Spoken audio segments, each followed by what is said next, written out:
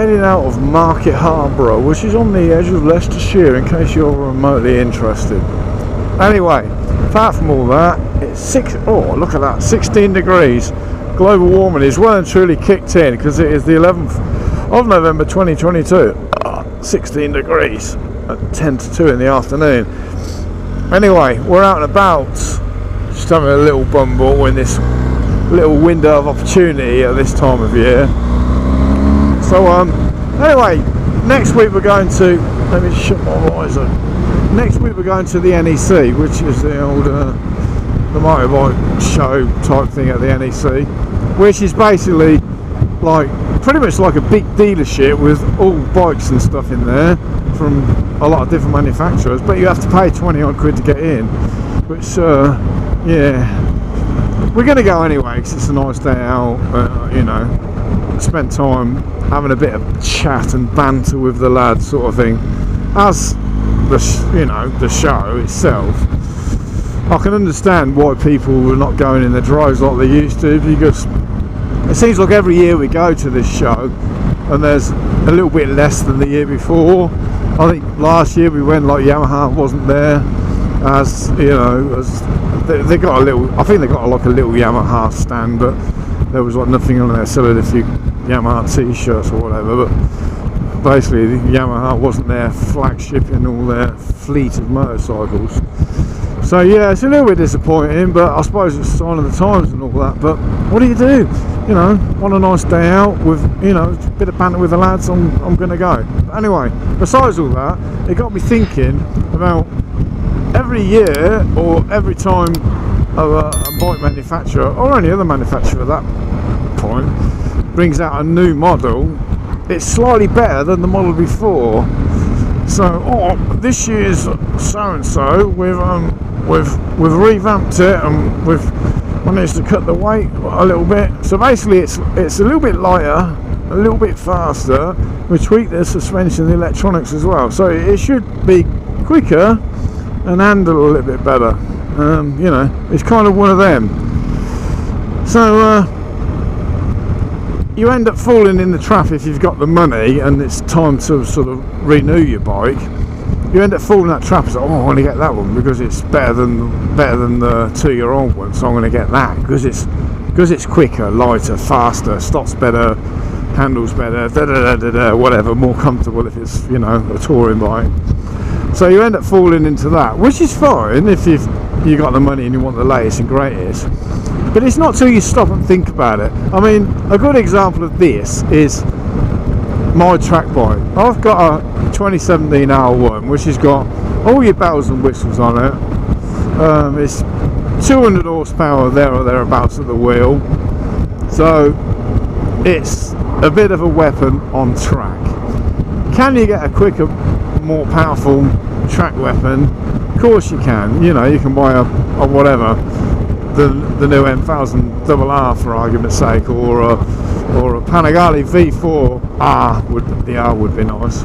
Or, you know, there's loads of things that on paper are quicker and that would do the job better than my 2017 R1. And then you think to yourself, okay, that bike's better than mine, but my bike, I paid whatever I paid for it, 12 grand I think it was, that I paid for my R1, and how much is the Panigale? I don't know. Well, the Panigale R is like upper 20s, is it? Something like that.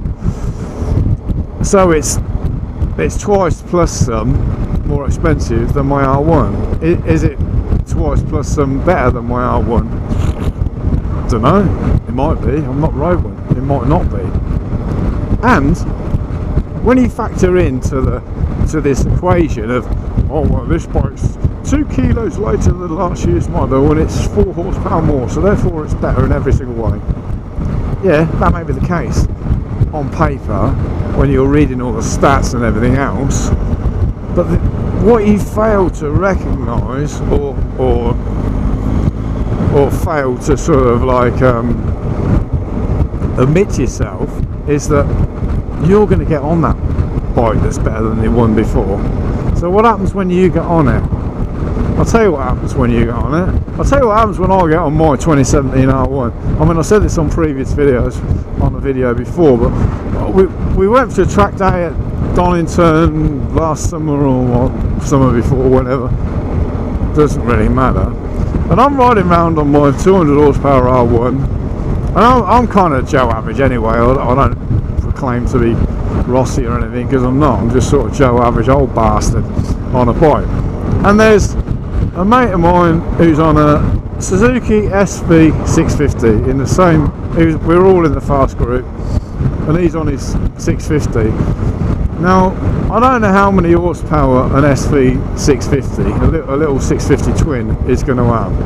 I'm guessing 70 odd. I mean, I may be wrong, but I'm not going to be like, it's not. I'm not going to say it's 70 and it's really like 180. I'm not that far out. It's going to be in that ballpark, 70 odd horsepower. I would hazard a guess. So you know where this is going, don't you?